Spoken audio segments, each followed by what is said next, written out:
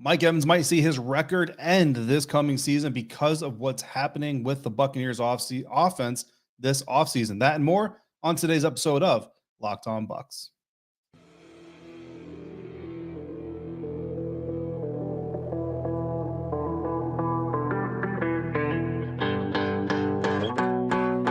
You are Locked On Buccaneers, your daily Tampa Bay Buccaneers podcast, part of the Locked On Podcast Network, your team every day.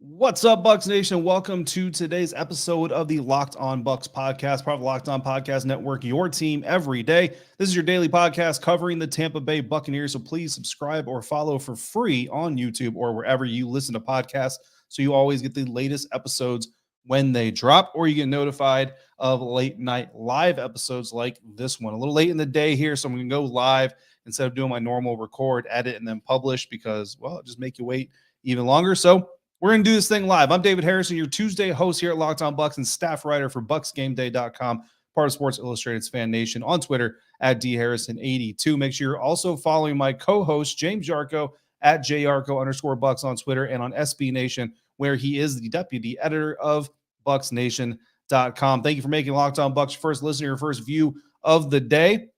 Mike Evans is going to headline our list of losers for NFL free agency. Now, before you fire me off my own show, guys, we don't mean Mike Evans is a loser as a dig towards Mike. Like, Mike didn't do anything bad. There's not something that he should have done that he didn't do. But the bottom line is, at the end of the day, the way that this team is moving forward through NFL free agency up to this point, Mike Evans, residual or collateral damage, right? That's why the thumbnail on YouTube says collateral damage.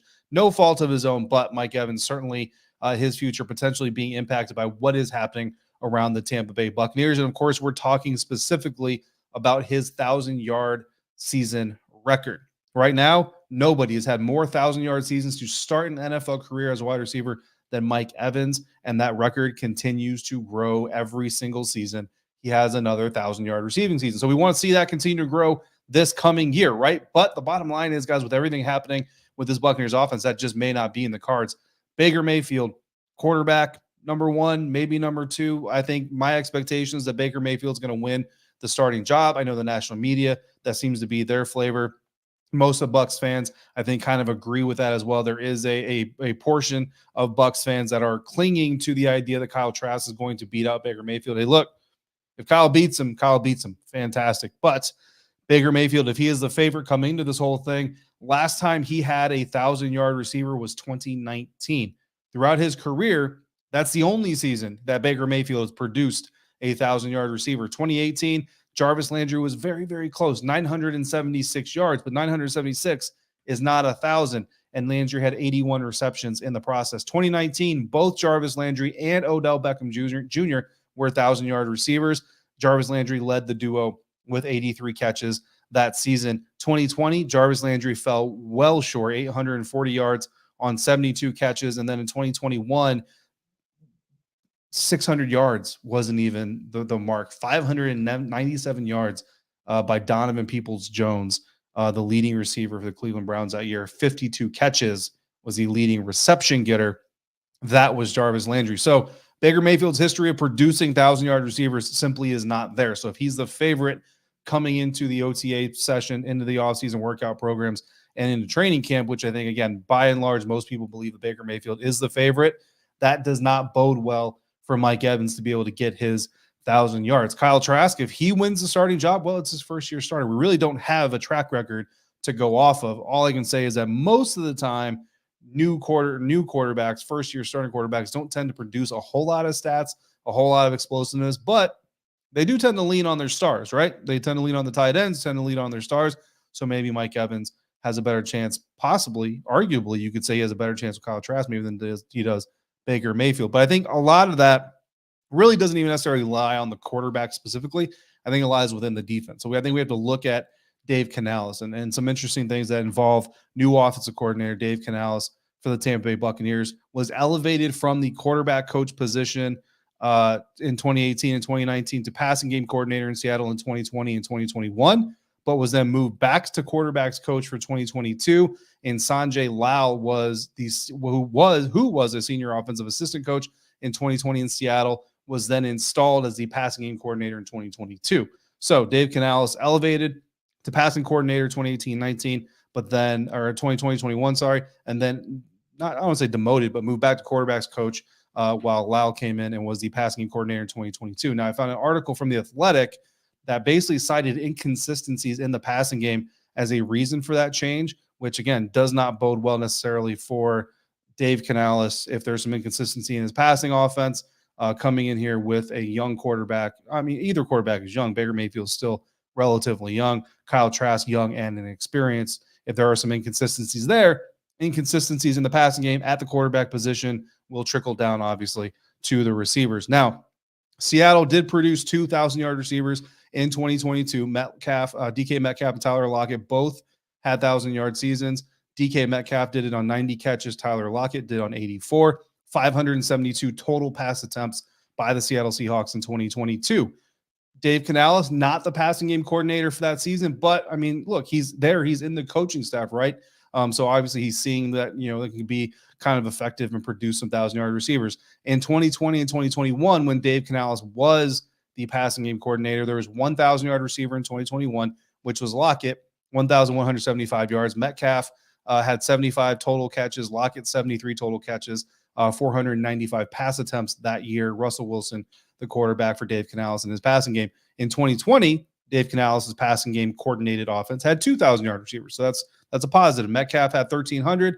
Lockett had just over 1,000, 558 pass attempts. Those pass attempt numbers are going to be kind of important historically because Evans has had 4 of his 1,000-yard receiving seasons fall less than 100 yards from missing the mark. So less than 1,100 yards in 4 of the seasons that Evans has had 1,000-yard receiving seasons. 3 of those seasons, the Buccaneers threw the ball less than 600 times. And if you go back to Canales' history with the Seattle Seahawks, less than 600 passes in all 3 seasons, all of his last 3 seasons with the Seattle Seahawks, including 2 seasons when he was the passing game coordinator specifically. Once, however, the Buccaneers threw over 700 times. That was the Tom Brady's first year, 2020. And then 3 of those seasons, they threw the ball over 600 times. So by and large, when Mike Evans cuts it close, it's because part of it anyway is because the team threw the ball for fewer than 600 times, which Dave Canales' offense seems to like to do.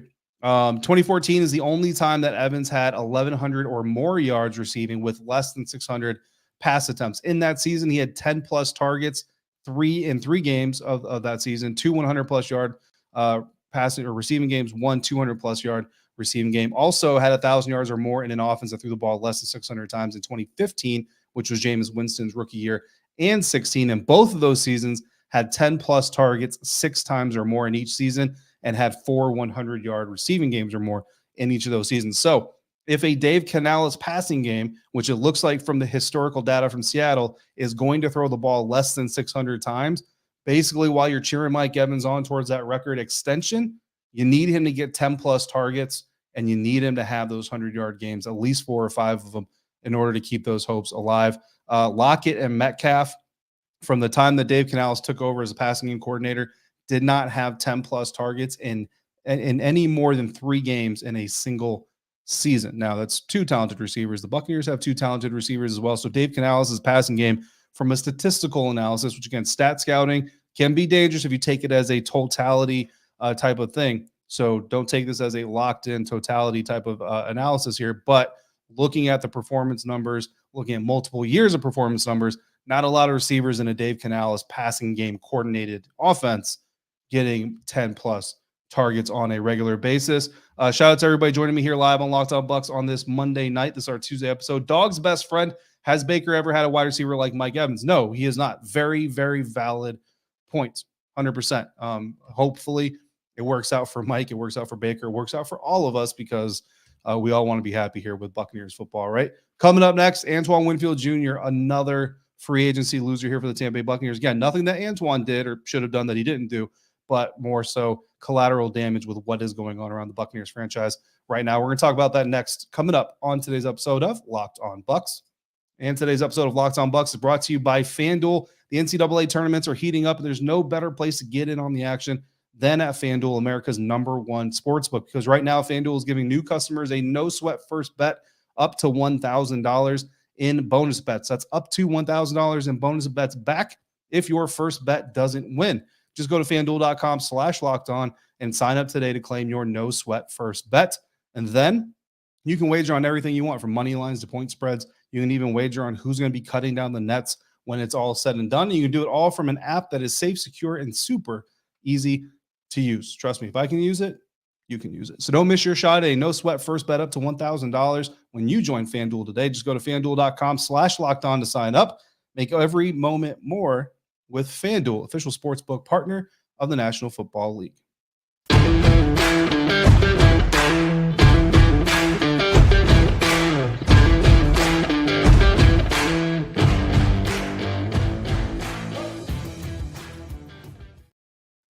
Thanks again for making the Locked On Bucs podcast your first listen or your first view of the day, or if you're joining us live here on Monday night, potentially your last view or last listen before you go to bed. Or if you're a night worker, very, very grateful, very, very happy and proud to be joining you here, hopefully keeping you as alert as possible as you go through your nightly duties. Antoine Winfield Jr. is going to join our list of losers from NFL free agency, along with Mike Evans from the Tampa Bay Buccaneers. Again, just like Mike, nothing that they're doing wrong, nothing that they should have done that they didn't do.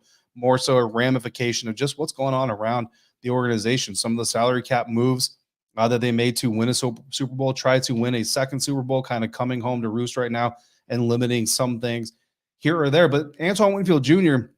is in a situation. So with Mike Evans, right? Mike Evans in a situation where, like was pointed out in the live chat, perhaps he can actually improve that situation and make it something better. I mean, we've seen Mike Evans get 1,000-yard receiving seasons with some pretty rough quarterback play, right? So you don't need a Hall of Fame quarterback to get Mike Evans 1,000 yards. It helps. It's great, but it's not required. Absolutely. But Antoine Winfield Jr. is kind of in a situation where he can really only do what he can do. And there's not a lot he can do to make the situation next to him better, because as of right now, Antoine Winfield Jr. has no running mate in the defensive backfield. Currently projected to be the starting safety opposite of Antoine Winfield Jr. is, who do you think it is? It's Nolan Turner.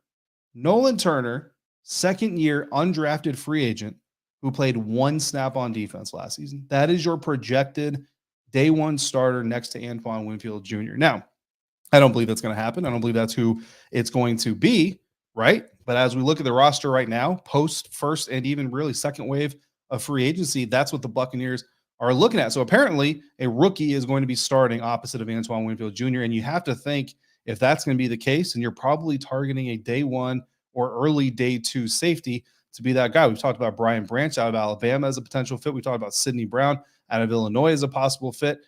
But whoever it is, that rookie is going to have some really big shoes to fill right away. Because when you look at the available safeties, it's not as bad as who's available in August, right? But if you're still available here as we're getting ready to turn the calendar towards April, there's a reason you're still available as we're getting ready to end up or wrap up the month of March. So that rookie is going to have some really big shoes to fill. How big? Well, 69% or so big. Starting safeties in Antoine Winfield Jr.'s short 3-year career so far.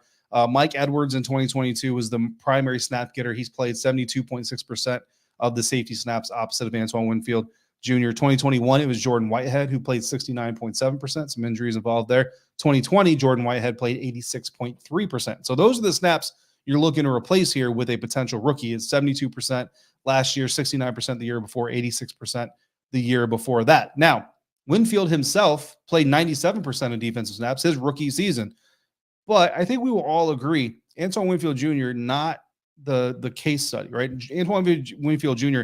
is not the norm. He is not the trend. He is the standout. He is the exception to the rule, right? So you can't really expect a rookie to necessarily come in and play 97% of the snaps.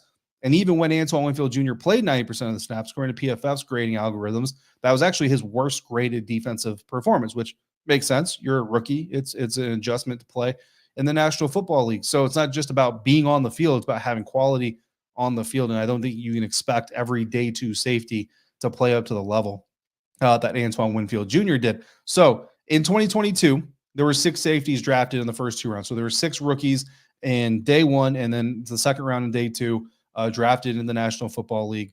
Those guys, if we look at those as those potential kind of prototypes or comparisons to who might be Antoine Winfield Jr.'s running mates this coming season, Kyle Hamilton was the highest graded of them all, and he played 53% of the defensive snaps for the Baltimore Ravens.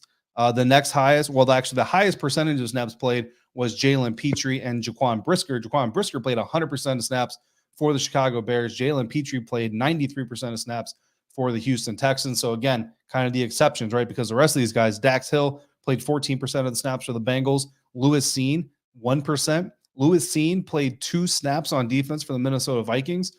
Brian Cook of the Kansas City Chiefs, 32% of the defensive snaps. So again, the trend is 53, 55% or less, not 93, 100%, 97% like Antoine Winfield Jr., Jalen Petrie, and Jaquan Brisker. But again, even for the guys who played a lot of snaps, Jalen Petrie was graded out by PFF as a defender at 54.7. And Jaquan Brisker was graded at 67. So not great grades, solid for a rookie. I think 67, you would take that if you get a rookie like Jaquan Brisker, which I remember very vividly kind of pounding the table, hoping the Buccaneers were going to target Jaquan Brisker in the draft. Not saying that he would have done as well with the Buccaneers necessarily. It doesn't always translate. But bottom line is when you look at the type of safeties you're going to get in the first 2 rounds of the NFL draft, usually you're getting less than 60% defensive snap count. And when you're getting that 50% or higher snap count, you're getting grades that are typically going to be around the 60s, mid 60s at best. You're putting a lot of pressure on Antoine Winfield Jr., who he himself is coming into his 4th year, still on his rookie deal.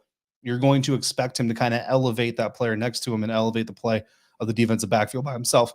Am I saying he can't do it? No, I'm not saying he can't do it necessarily. But when you're looking at a guy, if you're Antoine Winfield Jr., again, last year of your rookie deal, you're looking to kind of prove to everybody that you are what everybody thinks you might be becoming and get a nice contract coming out of it.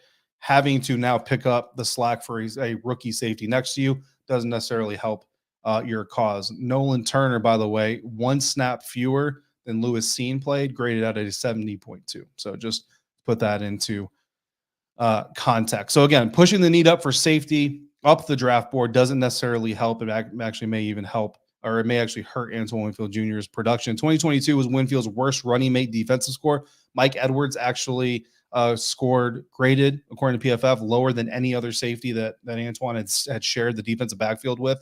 The result of that was the Buccaneers allowing 21 plus yard air yard passes. So passes that traveled 21 yards or longer before they were completed.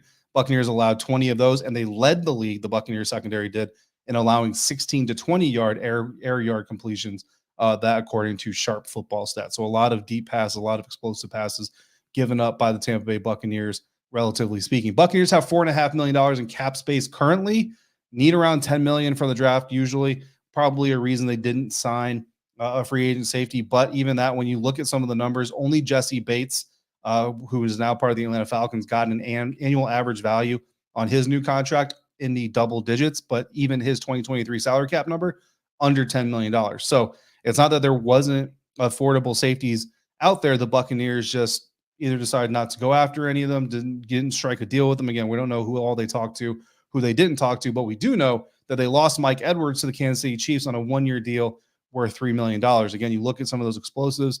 I don't know how much of that they lay at the feet of Mike Edwards, but that might be why he walked out of the door. But given the grade that PFF gave him, if those grades are accurate and reflect what the coaching staff saw, then perhaps that's why they let Mike Edwards walk out the door. Jerry Gordon, appreciate your question in the live chat. Who is a ball hawk safety for the Bucs that they could draft this year? Look, I like Sidney Brown out of Illinois. We've mocked him to the Buccaneers several times for that exact reason. I think what we might need to do is a mock draft Monday episode where we kind of evaluate the safeties that are available at each level of the NFL draft, potentially for the Tampa Bay Buccaneers, do kind of a case study and see if we can identify kind of a sweet spot, like 2nd round to 4th round, where they need to take a safety before that talent pool really starts to drain. So we'll kind of give that some consideration here moving forward as we get into the month of April. Thanks for that question. And there, coming up next, Todd Bowles talked about life after Tom Brady.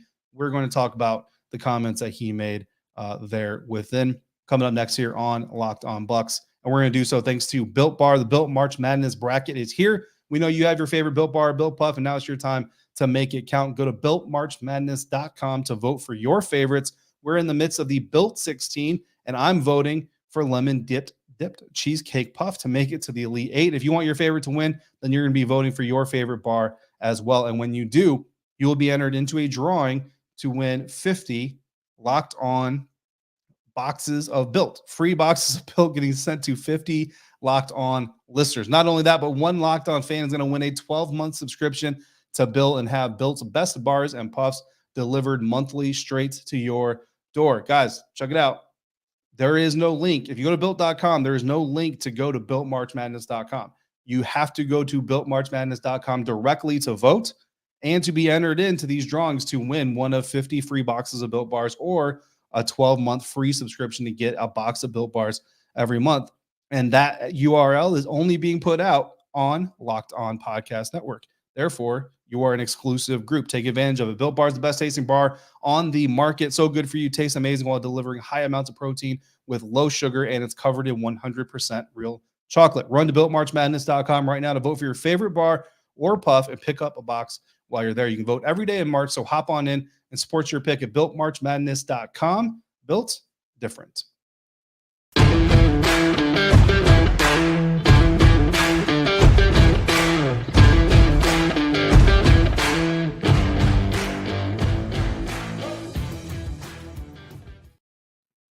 Final segment here of Locked On Bucs, your Tuesday episode, live Monday night. For those of you joining me, appreciate you. And those watching after the live and listening after the live, we greatly appreciate you as well. We're going to wrap up today's episode with Todd Bowles talking about Tom Brady.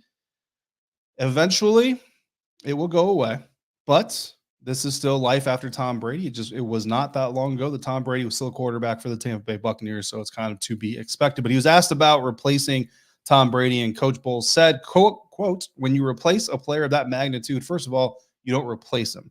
This was said to NFL media's Judy Batista in Phoenix at the league's annual meetings. Continuing on, you lose aura. You lose the expectation of being great. That doesn't mean you can't be great. You just have to do it more as a team. We did it as a team when he was there, but he was such a great player and a great person that you focus all on that. And now that is gone, the perception is that everything else is gone when really it isn't. We have a lot of good players on our team and both sides of the ball. We have some pieces to fill, but we have a lot of good football players on our team. And we just have to understand that and not go with the so-called outside narrative and do what we have to do to win ball games. End quote. I like what Todd Bowles said here a lot, because one, first of all, we hear a lot of coach speak, right? And people try to kind of ignore the storyline, try to bury the lead, right? Todd Bowles, I like here, just come clean with it. You know what I mean? There's an aura there. You lose that expectation of being greatness. Let's be honest. If you're a Bucs fan pre-Brady, you remember what it's like. How many times did we have these conversations where you're listening in after a loss and James and I are trying to console you? We call it group therapy, right? But telling you, like, look, this roster is talented. Levante David is a good linebacker. He's underrated. Mike Evans is one of the best receivers, if not the best receiver in the National Football League. Young Chris Godwin is going to be a really great player someday. Like, there was a lot of talent on this roster that just did not live up to the potential in a lot of these years. And a lot of that had to do with coaching. We talked about coaching problems and all those things in the years that led up to not only Tom Brady coming in, but Bruce Arians and his staff coming in, taking more of a teacher mentality towards handling this roster. And I think the message here for the Buccaneers as a whole is to believe in your own talent, right? Tom Brady is one guy. Like, I understand that Tom Brady, greatest quarterback to ever play the game, certainly the most accomplished quarterback to ever play the game. You have the MJ versus the LeBron conversations, right? And people are already talking about Patrick Mahomes, and is he better or is he, not better than Tom Brady? I think what you have is you have the more accomplished player and you have the more athletic player. And that's a fair comparison to make. But at the end of the day, nobody has done it the way that Tom Brady did. Nobody's going to do it the way that Tom Brady did it. When Tom came to the Tampa Bay Buccaneers, immediately, everybody suddenly realized how great Levante David is. Everybody suddenly realized how dominant Mike Evans could be, how great Chris Godwin was on that trajectory before he injured his ACL. But as Bucs fans, If you've been here since before Tom Brady, you know those players have been talented since before Tom Brady arrived. Levante David was doing Levante David things since before Tom Brady arrived. Same thing with Mike Evans. Same thing with a lot of these guys. Everybody else just kind of noticed it. What this team has to do, I think what Coach Bowles is trying to get at is take that feeling of we can beat anybody, and they have to beat us. This isn't the Buccaneers having to compete. This is the Buccaneers coming in as a competitor. We don't need to show them we can compete. We are a competitor. The teams that make this, the players that make this team competitive are still there. But what you have to worry about, and I think what Todd Bowles is a little bit subconsciously giving away, is that he's a little bit worried about this team. As much as the national media wants to tell the Buccaneers players, it wasn't you, Mike. It wasn't you, Levante. It wasn't you, Devin, Antoine, Vita. It wasn't any of you guys. It was Tom. It was all Tom. You go to last season and the divorce, the distractions, the time away from the team, the divorce proceedings that happened right after a heartbreaking Thursday night loss. Like all of these things that's just kind of sucked the energy and the aura that Todd Bowles talks about away from Tom Brady. And you can see that they appear to have kind of trickled down into the rest of the team. I think that's got to be a little bit concerning, because it's almost like if Tom Brady isn't here to bring that juice, if Tom Brady isn't here to inject that greatness, maybe we just don't have it at all. And I don't think that that's the case. I think when you look across this roster, you have some really great players and some really great pieces that are talented on their own. And hopefully one of these leaders is going to be in there doing what Tom Brady did, which is convince them all, show them all that you can still be great and still compete, because the NFC South is still wide open. Derek Carr is a good quarterback. You've heard me pound the table for him to be a Buccaneers quarterback if and when Tom Brady was gone. When he became available, I still tried to make the case for the Buccaneers to go after him. Obviously, they didn't. But even with Derek in the division at another place, even with the number one overall quarterback about to enter the division, even with maybe Desmond Ridder, maybe Taylor Heineke, this team and all the money the Atlanta Falcons have spent, this Buccaneers roster, there's some holes, right? We just talked about one. Who's going to play safety opposite Antoine Winfield Jr.? We don't know. Is the quarterback going to be able to get the ball to playmakers like Mike Evans? We don't know. But those things can be addressed. They can be addressed by coaching. They can be addressed by players believing in their own greatness and coming out there, putting it on the field and elevating those around them. I think that's the message from Todd Bowles. I love the message if that's the case. And I hope that's what happens. I hope that's what comes to fruition, because James and I have had a lot of talking about losing Bucs football. We enjoy talking about winning Bucs football. You enjoy hearing and conversing with us about winning Bucs football. So let's hear some more about that moving into the rest of the offseason and into the next regular season. You will continue to hear from us regardless, win, lose, or tie. Yuck. You're going to hear from Locked On Bucs, and we are always going to appreciate you for making this show your first listen or your first view of the day. For your second one, we also appreciate if you make Locked On NFL Scouting with Draft Dudes your next listen. Free agency, draft, salary cap management, everything that goes into building a successful NFL franchise. Kyle Krabs and Joe Marino have you covered on the Locked On NFL Scouting show. I lost my place. NFL Scouting with the Draft Dudes show, available on YouTube or anywhere you get your podcast. Tomorrow is WTSP Wednesday here on Locked On Bucs. James will be back, and he'll be joined by Evan, the GOAT Klosky of 10 Tampa Bay. So make sure you're coming through for that as well. If you got questions or topics you want to discuss, send them into lockedonbuckspodcast@gmail.com. DM them at lockedonbucks on Twitter. However you want to get a hold of us, please get a hold of us. One last time today, I'm David Harrison, your Tuesday host of the Locked On Bucs podcast. And until we speak again, please make sure you're checking out everything at bucksgameday.com, at bucksnation.com. Find me on Twitter, dharrison82. Find James at @Yarcho_Bucs. And the show is at Locked On Bucs on Twitter. If you're out and about, please be safe. Be kind to one another. Fire the cannons. Thank you for joining me right here on Locked On Bucs, part of the Locked On Podcast Network, your team every day.